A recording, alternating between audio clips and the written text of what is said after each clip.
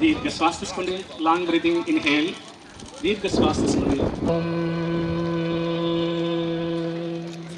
Long breathing inhale. ఓం సంవదద్వం దేవాభాగం యథా పూర్వే. తల రైట్ సైడ్.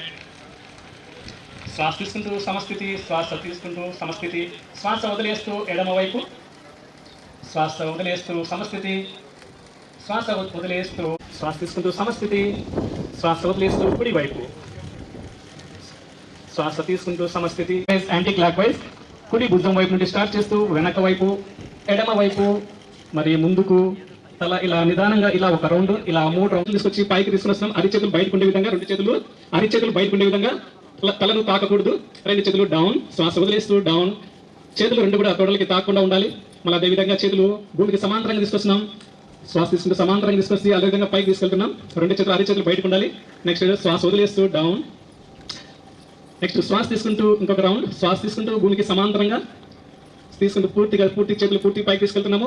చేతులు బయటకు ఉండే విధంగా ఉండాలి. భుజం పైన పెడుతున్నాం, 2 చేతులు వేళ్ళు భుజాల పైన పెడుతున్నాం. ముందుకి 2 చేతులు చేతులు తగిలే విధంగా 2 చేతులు ఇలా క్లాక్ వైజ్ రొటేషన్ చేద్దాం. First downward rotation, clock wise rotation చేస్తున్నాం. పైకి వెళ్ళినప్పుడు చెవులు తగులుతూ ఉండాలి. అదేవిధంగా కిందకి వచ్చినప్పుడు పక్కటెముకలు తాకులుతూ, పైకి వెళ్ళినప్పుడు చెవులు తగులుతూ చేస్తున్నాం. భుజాలు తిప్పడం. ఇది చేయడం వల్ల భుజాల్లో కండరాలు, నరాలు ఇవన్నీ కూడా చాలా పటిష్టవంతంగా తయారవుతాయి అన్నమాట. నెక్స్ట్ ఇలా anti clock wise reverse, opposite side భుజాలు ఇలా పైకి తిప్పడం. 2 చేతులు యాంటీ క్లాక్ వైజ్ 5 రౌండ్స్, నిదానంగా స్లోగా వెనకలా పాదాలు తిప్పకూడదు. అలానే పొజిషన్ లో 10 సెకండ్స్ అలా ఉండాలి. నిదానంగా శ్వాస వదిలేస్తూ ముందుకు రండి. శ్వాస వదిలేస్తూ 2 చేతులు ముందుకి. నెక్స్ట్ ఎడమ వైపు, అదే విధంగా ఎడమ వైపు ట్విస్ట్ చేసి ఉండాలి, పాదాలు తిప్పకూడదు. నెక్స్ట్ సమస్థితి ముందుకు వస్తున్నారు. ఇది ఒక రౌండ్. ఇలా ఇంకొక 2 రౌండ్లు చేద్దాం. ముందుకు చేతులు 2 ముందుకు సమాంతరంగా తీసుకొస్తున్నాము. కుడి వైపు రైట్ సైడ్, ఎడమ చేత్తో కుడి భుజాన్ని తాకుతుంటాము. ఎడమ చేత్తో కుడి భుజాన్ని తగ్గన్స్ అలా స్టే చేయొచ్చు. అప్, లాస్ట్ రౌండ్, డౌన్,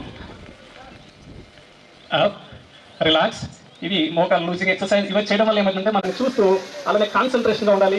ఈ ఆసనం చేయడం వల్ల మన భారతదేశంలో ఋషులు ఇలా తపస్సు చేయడానికి ఈ యొక్క ఆసనాన్ని ఉపయోగించడం జరుగుతుంది. ఎందుకంటే ఏకాగ్రత అనేది పెరగడానికి ఈ ఆసనం చాలా ఉపయోగపడుతుంది అన్నమాట. బ్యాలెన్స్ గా చేస్తున్నాము. అలానే కొద్దిసేపు అలా 10 సెకండ్స్ కనీసం ఒక 20 సెకండ్ల పాటు ఉంటాం. 10 నుండి 20 సెకండ్ల పాటు అలా స్టే చేయాలి. ఇది వృక్షాసనం అంటాం. ఈ ఆసనం యొక్క చాలా ప్రయోజనాలు ఉన్నాయి. మనకు వచ్చేసి తొడ కండరాలు, శరీరంలో ఉన్నటువంటి బ్యాలెన్సింగ్ ఆర్గన్స్ ఇంక్రీజ్ అవుతాయి. ఆతి భాగానికి ఎక్కువ గాలి పీల్చడం మీద మాత్రమే మన శ్వాస దృష్టి కేంద్రీకరిస్తాము. వదిలే దానిపైన మనం దృష్టి కేంద్రీకరించడం వల్ల ఆటోమేటిక్గా ఇన్హలేషన్ జరుగుతుంది అన్నమాట. ఈ ఆసనం చేయడం వల్ల పొట్ట భాగంలో ఉన్నటువంటి మన వ్యర్థ పదార్థాలన్నీ కూడా, అంటే మన వేస్టేజ్ కంటిన్యూ చేయండి. That is so. అప్పుడు బొటనవేలు కుడి ముక్కు పైన ఉంటుంది, ఎడమ ముక్కు పైన ఉంగర వేలు ఉంటుంది.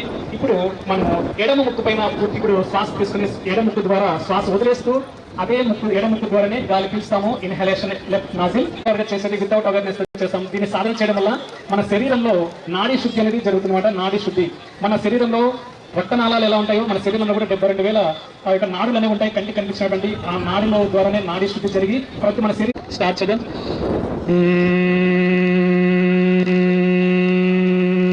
ప్రాణాయామం ప్రాక్టీస్ చేస్తున్నాం. శీతలి ప్రాణాయామ. శీత అంటే చల్లదనం, శీత అంటే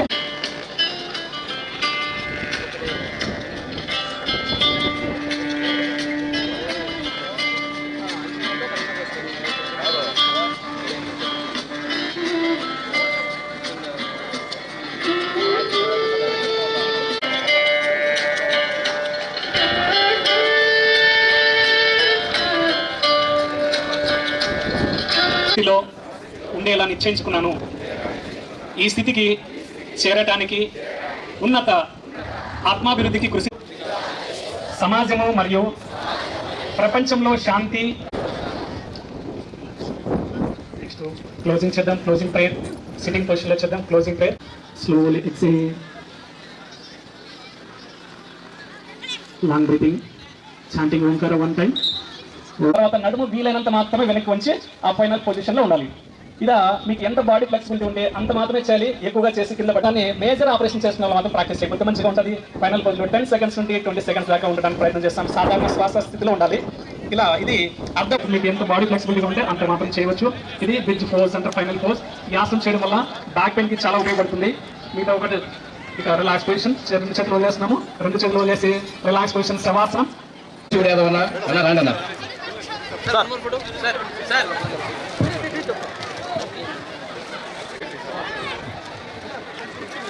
చిన్న చిరు సత్కారము.